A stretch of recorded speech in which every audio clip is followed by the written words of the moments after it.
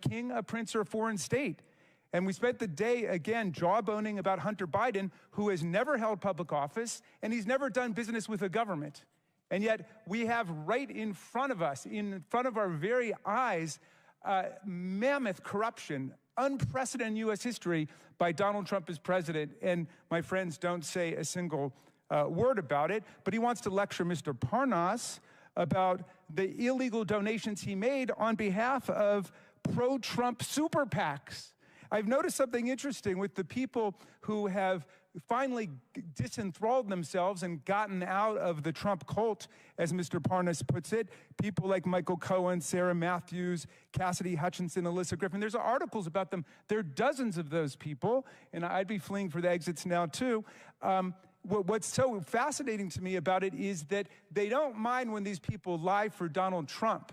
Then when they get out and start telling the truth, that's when they call them liars for what they did when they worked for Donald Trump. Mr. Parnas, they're not mad that you lied and went to prison for it and did your time. They're mad that you stopped lying for Donald Trump. Absolutely, Congressman Raskin. So when I was a state assistant attorney general, Mr. Chairman, I saw a judge on my very first day of work castigate a lawyer by saying, son, you forgot the very first rule of lawyering. When you go to court, you got to bring the evidence with you. You forgot to bring the evidence. There's no evidence. Hundreds of thousands of pages of documents, dozens of hours of testimony, but not a shred of evidence of presidential wrongdoing, much less an impeachable offense by President Biden. And you're making not just the majority a laughingstock, the whole committee a laughingstock. So it's hurting us. My members are saying, when will they call off this nonsense? So here we are. Again, Mr. Parnas, I want to thank you. You have explained to America that the allegations at the very foundation of this inquiry were predicated on Russian propaganda and disinformation, just as they were at the start of the hit job that you and Rudy Giuliani were sent to do back in 2018 and 19. And I want to thank you for showing America what real intellectual honesty and personal honesty look like, and how you can grow out of the deranged Trump syndrome that so many of our colleagues are still suffering from today. It's time to call this investigation for what it is, Mr. Chairman. It's not just an embarrassing failure and an historic failure at that, but it's an historic betrayal of democracy, freedom, and the rule of law as Vladimir Putin tramples the freedoms and the democracy of people in Ukraine. We should be spending our time standing up for democracy and not tarnishing it with spectacles like this. I yield back. I should have brought my waiters from the farm. I want to thank our witnesses for being here today. Mr. Bobulinski, Mr. Galanis have delivered testimony in front of the American people directly implicating President Biden and his family's influence peddling schemes. Schemes that brought over $24 million into the Biden family and their business associates' pockets. For what?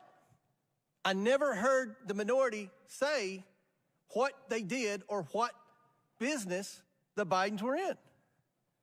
Mr. Bobulinski and Mr. Galanis have provided documents supporting these claims and provided hours of testimony to this committee. Mr. Bobulinski and Mr. Galanis have not changed their stories. Mr. Bobulinski and Mr. Galanis did not ask for this hearing, but they showed up for it because they have nothing to hide. I also invited Hunter Biden to this hearing, in part due to his own request that he be allowed to provide transparency and testimony before the American people. Or at least he did request this hearing, and then he sat for a deposition with the Oversight and Judiciary Committees. Now he's nowhere to be found. Mr. Bobulinski, Mr. Galanis, and others have implicated Joe Biden in the Biden family business.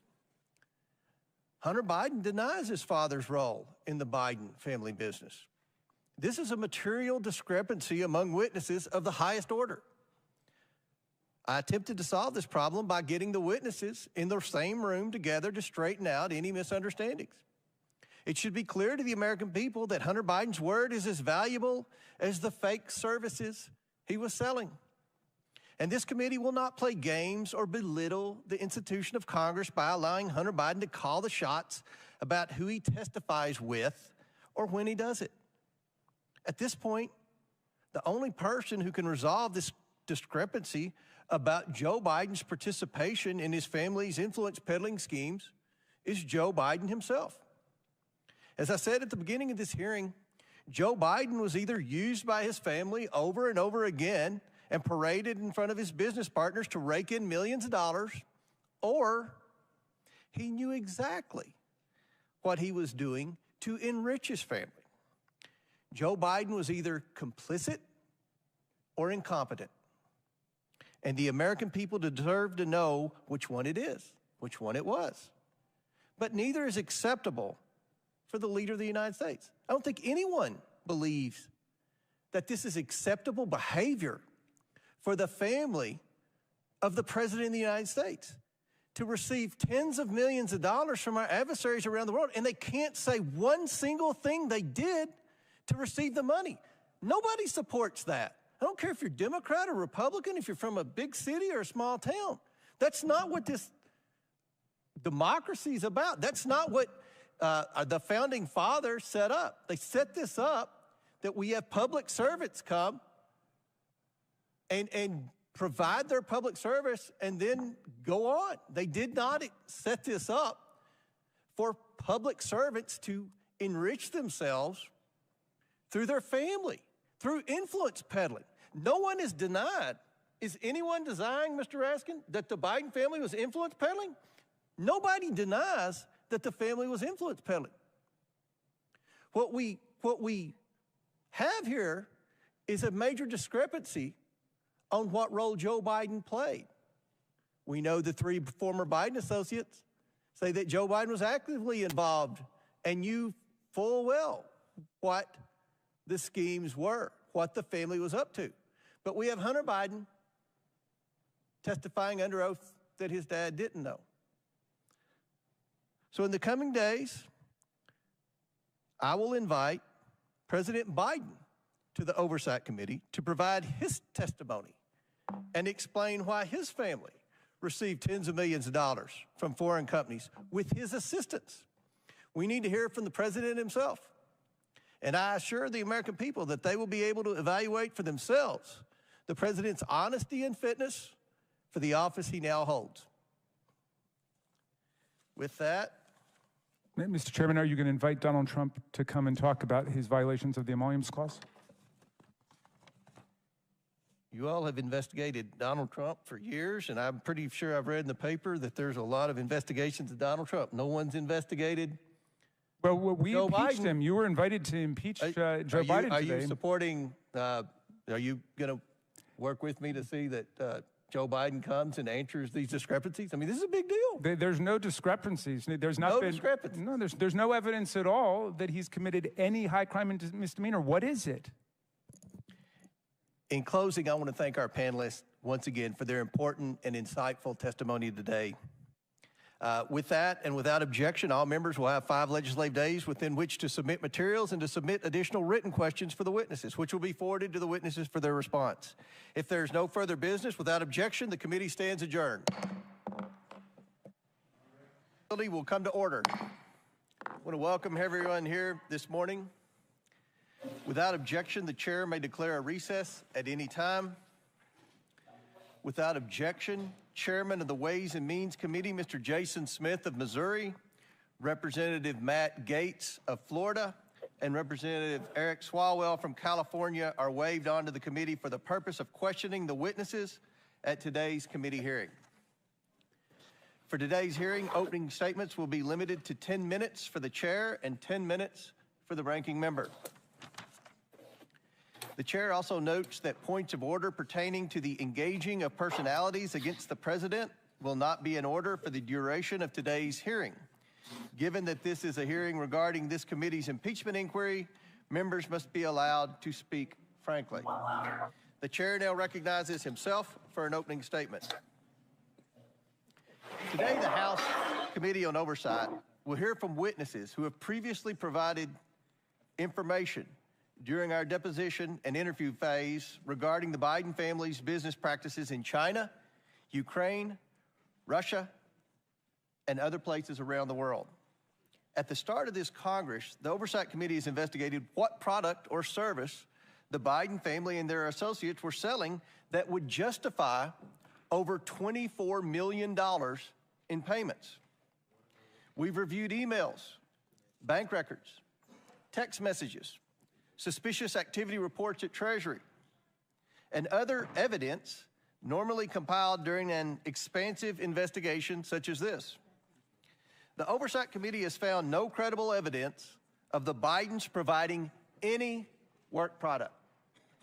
The committee has identified no legitimate value or document or even one single hour of work the Bidens have provided their business partners.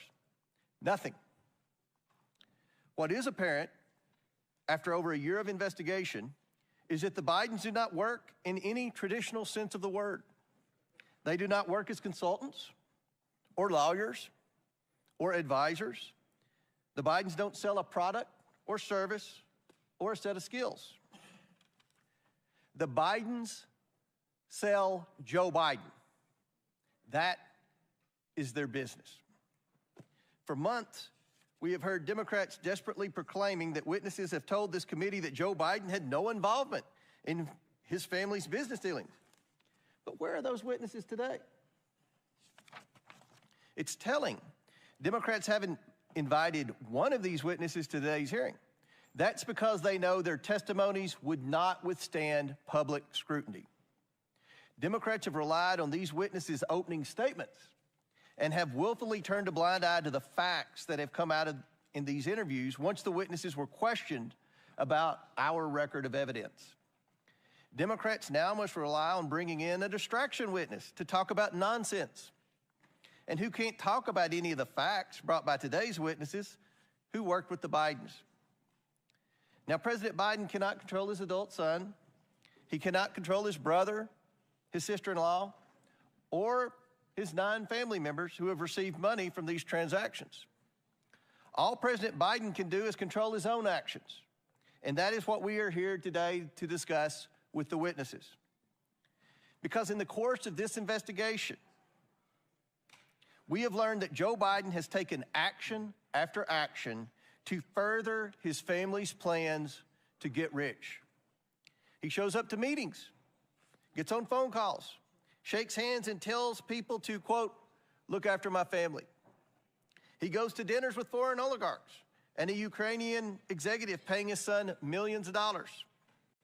He gets paid with money from Chinese businessmen who he has meetings with and tells other business associates he'll see what he can do to help their situations. He writes letters of recommendation for foreign business associates' children. The scam is simple.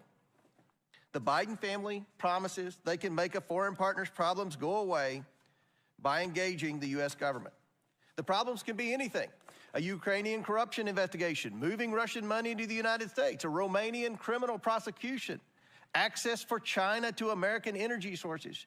Joe shows up, shakes a few hands in front of his son, and says, quote, take care of my boy, or something similar. And the money flows to the tune of tens of millions of dollars. It's done over and over again. The Biden family promises Joe's power. Joe Biden shows up, and millions of dollars come into the Biden's pockets.